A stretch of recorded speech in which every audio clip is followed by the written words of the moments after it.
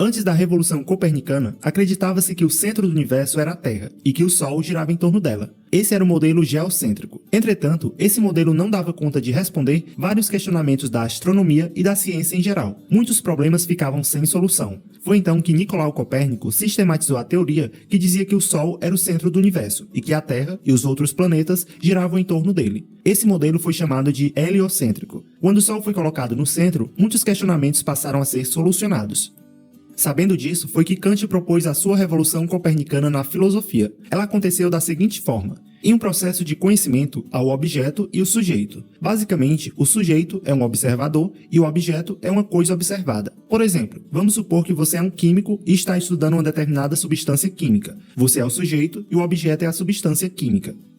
O que vinha acontecendo na época de Kant, principalmente no ramo da metafísica, é que o objeto era colocado no centro do processo do conhecimento, enquanto que o sujeito ficava girando em torno dele. Girando no sentido de que o sujeito tentava encontrar a essência dos objetos, mas não se chegava a lugar nenhum, pois segundo Kant, nós não temos capacidades cognitivas para conhecer as coisas como elas realmente são, ou seja, sua essência, o número. Só conhecemos aquilo que o objeto apresenta para nós, que é o fenômeno. Foi então que Kant propôs colocar o sujeito no centro do processo de conhecimento e o objeto é quem ficaria girando ao seu redor. Agora seria o objeto que teria que se adaptar ao sujeito. Um exemplo bem básico para entender isso seria o seguinte: imagine que você fosse estudar uma cadeira, tentar conhecer a utilidade dessa cadeira. Se você fosse um metafísico, você tentaria encontrar a essência dessa cadeira, ou seja, iria buscar uma descrição precisa da soma de todas as características dos objetos que são utilizados para se sentar. Dessa forma, a pesquisa ficaria presa à definição do que é uma cadeira. E apesar de você tentar de todas as formas buscar a essência da cadeira, o único resultado que você encontraria era que a cadeira serve para sentar.